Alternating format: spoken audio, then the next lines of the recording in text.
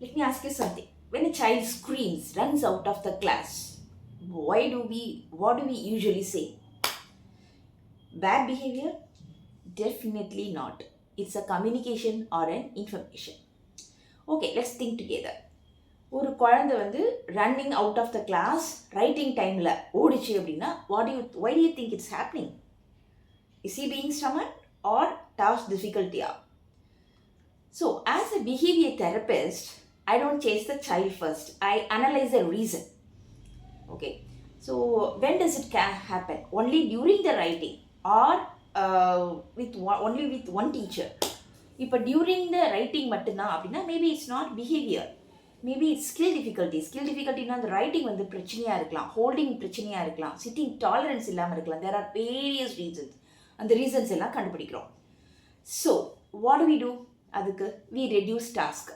Okay, even the child is not able to அப்படின்னாலும் sitting tolerance improve பண்ணுறதுக்கு physically we will make him do some ஒரு 10 செகண்ட்ஸ்க்கு அந்த ஒரு ஏதாவது ஒரு ஆக்டிவிட்டி பண்ணிவிட்டு okay go and we give a break.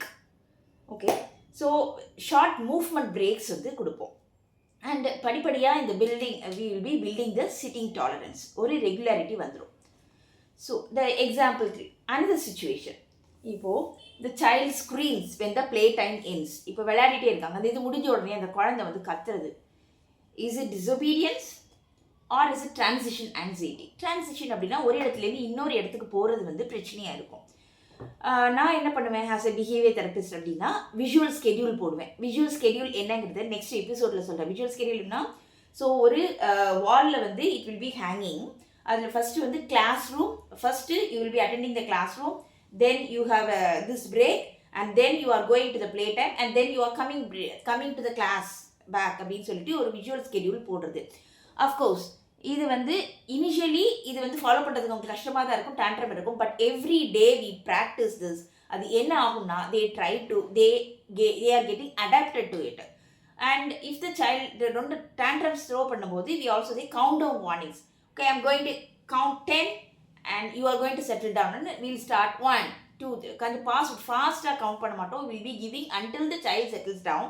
Will be giving கொஞ்சம் கேப் விட்டு கவுண்ட் பண்ணுவோம். அண்ட் ஸோ இந்த மாதிரி ஒரு ஸ்ட்ரக்சர் வச்சு கொடுக்கும்போது இட்ஸ் அ ப்ரெடிக்டபிள் ரொட்டீன். அப்போ அவங்களுக்கு பதிஞ்சிரும் நல்லா. ஓகே, இதுக்கப்புறம் இது அப்படிங்கும்போது அந்த டேண்ட்ரம்ஸ் வந்து கம்மியாயிடும். ஓகேயா?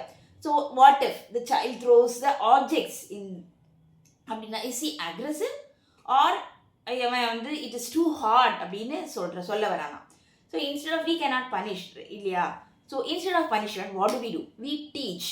என்ன டீச் பண்ணுவோம் அப்படின்னா, if the child is verbal அப்படின்னா use your words, please help me அப்படின்னு சொல்லுவோம். இல்லைன்னா ஐ நீட் அ பிரேக் அப்படின்னு சொல்லுவோம். இல்லைன்னா சிம்பிள் வேர்டு கூட ஹெல்ப் அப்படின்னு சொல்லலாம், சிங்கிள் வேர்டா பிரேக் அப்படின்னு கூட யூஸ் பண்ண சொல்லலாம் இனிஷியலாக. If the child is non verbal will be using the cue cards இல்லைன்னா பிக்சர் கார்ட்ஸ். இவங்க எடுத்து காமிக்கிற they have to show me. Okay, I need a break அப்படிங்கிற கார்டு இல்லைன்னா ஹெல்ப் மீ ப்ளீஸ் அப்படிங்கிற card. If they show that அதை நாங்கள் value பண்ணுவோம், then they will be allowed to have whatever they want to do. So இதனால் என்ன ஆகுது அப்படின்னா, ஓகே நான் கம்யூனிகேஷனை யூஸ் பண்ணினா எனக்கு நான் வேண்டியது நடக்குது, நான் ஸ்க்ரீன் பண்ணால் நடக்காது அப்படிங்கிறது அவங்களுக்கு புரியுது. ஸோ இதெல்லாம் வந்து இப்படி தான் நான் பிஹேவியர் வந்து செட் பண்ணுவோம். So what do we do? Actually we replace behavior, we don't just stop it. Okay, so behavior therapist does not control children. Instead, what do? We analyze pattern. என்னது அங்கே நடக்குது, என்னது ட்ரிகர் பாயிண்டாக இருக்குது அப்படின்னு சொல்லி பண்ணிவிட்டு ஸ்ட்ரக்சர் பிளான் பண்ணிவிட்டு we build their skills. So, next time you see the behavior, ask yourself, what is the child trying to communicate? ஏன்னா the behaviors are not bad behavior, they are all information or communication. Why? The normal children can communicate. எனக்கு பசிக்குது, எனக்கு அது வேணும், இது வேணும், என்னால் இந்த இடத்துல இருக்க முடியாது, இட்ஸ் வெரி நாய்ஸி, அம்மா போகலாம். These are all they can communicate and they can pick a clue.